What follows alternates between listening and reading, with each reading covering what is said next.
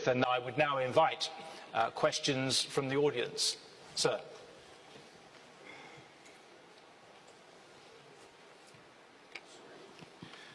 Thank you very much for this opportunity. Mr. Qureshi, my question is for you.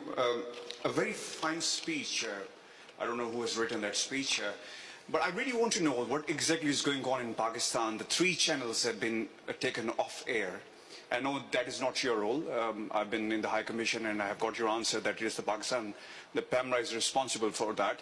But we really want to know that why this is happening, because when somebody from your political rival, Ms. Maryam Nawaz, was doing a press conference, something happened like that.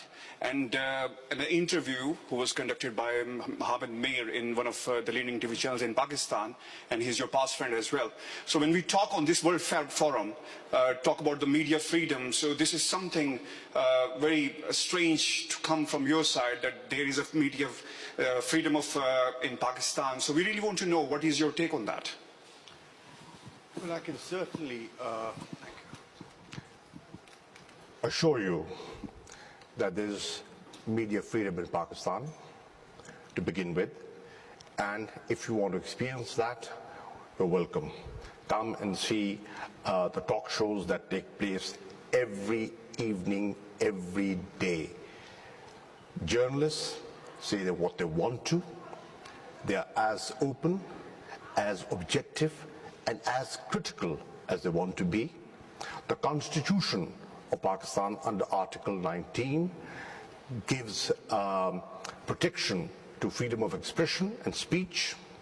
There are organizations in the country, watchdog organizations, manned, elected by journalists themselves, that oversee that journalists and media is functioning independently. There is independence, editorial independence. Frankly, the incident that you're quoting does not reflect the mood, the sentiment that exists in the country. Look at the number of channels that are functioning in Pakistan. There are today close to 89 private television channels functioning in Pakistan. 3 of them were taken off, but I'm told for 6 to 8 hours, and now they are functioning again. They had issues with PAMRA. PAMRA is a regulatory body, and those issues have been settled, and they're back on air. And as far as Mr. Hamid Mir is concerned, he's a very well-respected journalist. I have enjoyed speaking to him a number of times. I've been to his talk shows umpteen times.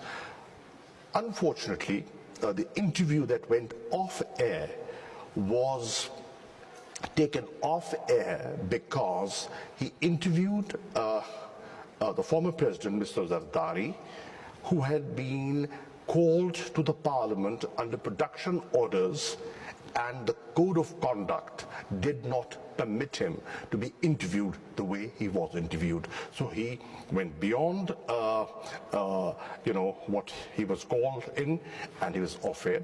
Otherwise, he can say what he wants to. His party is holding rallies. His son, who's also the chairperson, the co-chairperson of the party, is going up and down the country, making speeches, being as critical as he wants to. He's a member of parliament. We have a functioning parliament. We have standing committees. There's a standing committee on information and broadcasting in parliament. We have a very independent judiciary. So, believe you me, there is no question of gagging or controlling media. That time has gone, and with the new social media, the advent of social media, even if you want to gag, you can gag nothing. Yeah. I'm going to pass on to some other questions, and probably might have some time later on. Madam. Thank you for taking my question. Good evening, good afternoon, Foreign Minister. We realize you're somebody who's always stood for democratic values. However, unfortunately, since your government has come into power, and I'm a practicing journalist, as you know, in Pakistan. I have my own TV show. We have seen increasing censorship and self-censorship. We have also seen recently journalists being arrested for just merely doing their job. I'll give you an example of a journalist from Khyber News who was arrested just for interviewing the PTM leader and your colleague, Minister in the National Assembly. And he was only released after journalists made a noise. We have also seen journalists being picked up on Prevention of Crimes Act just for tweeting what is seen by the state as an anti-state tweet. So we are very concerned about the situation in Pakistan, about the censorship, the self-censorship, the intimidation of journalists, of how there was certain people who barged into a woman journalist's house. And there have been threats to journalists as well, which has been increasingly reported.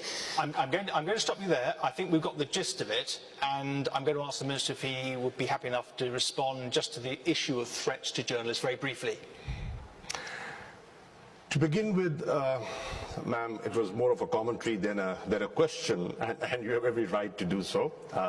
I've been to your shows, and you have a mind of yours, and you speak very freely. The fact that you are holding a show on a daily basis, and nobody's intimidating you, is proof enough that journalists will not, should not be intimidated. Now, the question of that individual that you're speaking about, the PTM person that you referred to, that gentleman is a member of Parliament.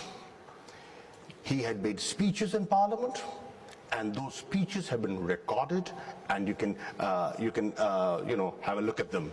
He could say what he wants to say. He's been interacting, he's been meeting people. Now that does not give him a license to challenge the writ of the state and attack a military checkpost and go into into areas which are beyond the realm of a parliamentarian. We respect freedom. We think I'm a Democrat, as you said, and you know my background. I believe in upholding the values of democracy and journalism, they are linked, interlinked. I can assure you, if there are curbs, I'll be one of them who will be speaking against those curbs. We are a democracy. We believe in rule of law. We have a constitution, and we will never allow any journalist to be intimidated or harassed.